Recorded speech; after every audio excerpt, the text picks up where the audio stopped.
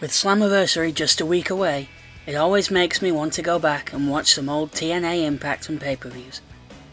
Watching all the old shows from my teenage years reminded me out of the blue of that weird time when TNA Day Oneer Cowboy James Storm wrestled in NXT twice, only to never be seen there again. It truly is one of those what-if moments for us TNA fans from back in the day. His old partner Chris Harris had, well, a less than perfect WWE run in 2008, and his wrestling career was never the same afterwards. James ended up having an even shorter run.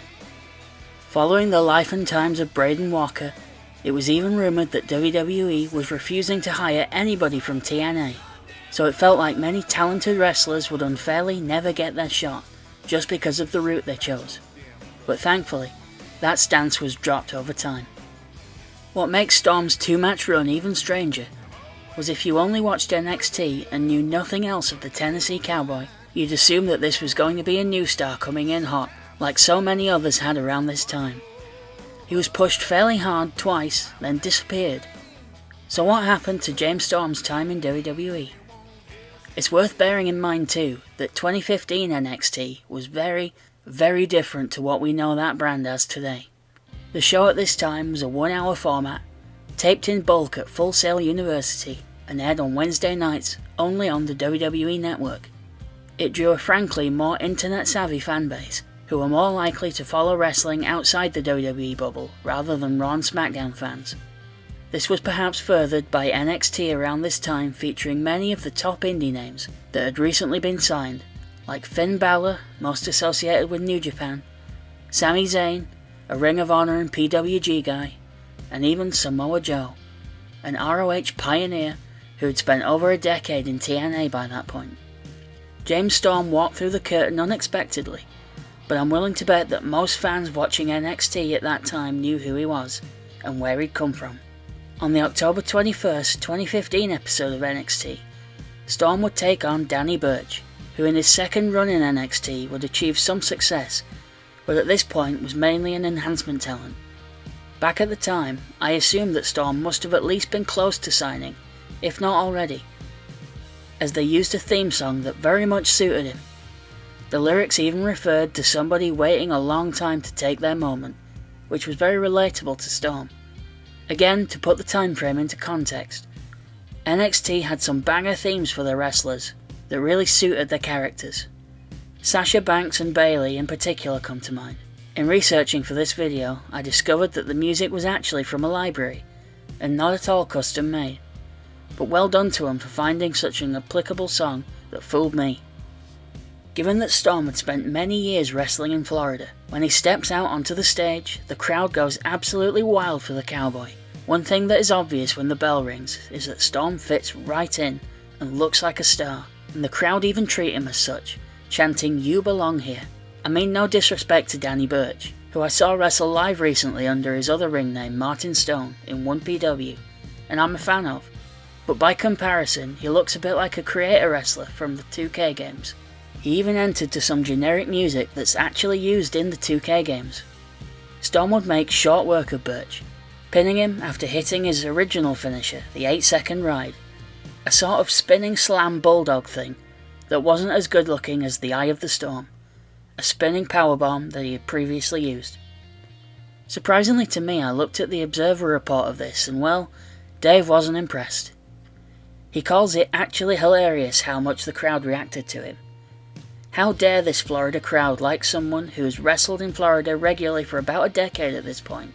He also criticised WWE for implying that Storm was a former WCW guy who struggled on the indies until arriving in NXT, while not mentioning TNA at all.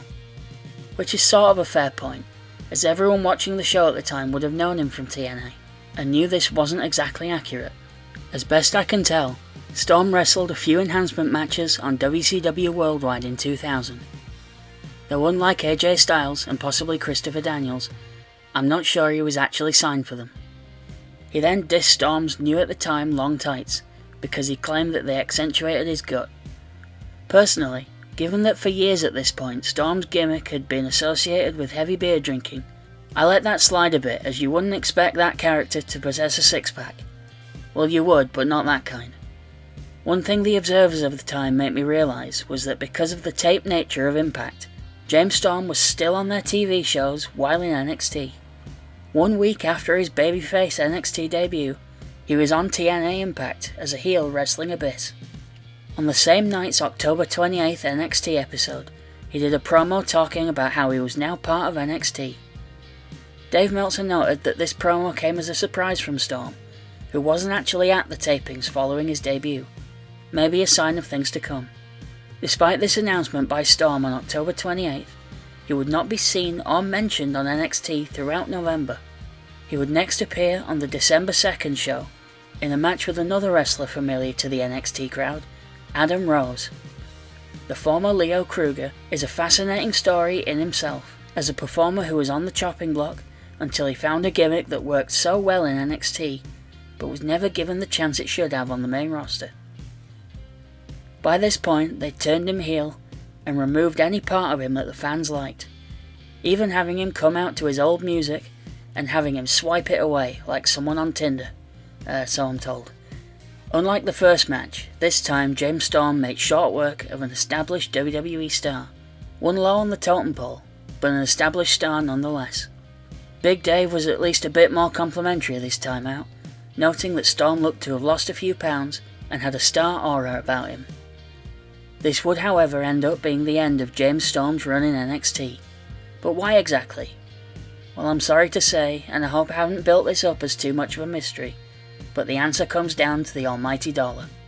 With TNA debuting on Pop TV in January of 2016, they made Storm a higher offer than WWE did, and so he made his choice to stay. It does make me wonder, however, what might have happened had Storm chose the other side. On April 1st, 2016, Storm's tag team partner Robert Roode would sign with WWE and would have a glorious run in NXT before heading to the main roster. What if Storm had stayed and Beer Money had reformed there instead of in TNA? Speaking of Beer Money, one thing that was very noticeably absent in Storm's NXT appearances are any alcohol references that had been a big part of his gimmick for years. How would that have impacted, no pun intended, his time in WWE? We'll maybe never know.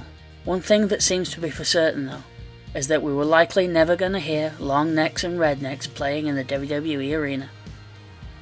On the January 5th, 2016 episode of Impact, James Storm would sign a 2-year contract, putting to bed any speculation about where his loyalty lied.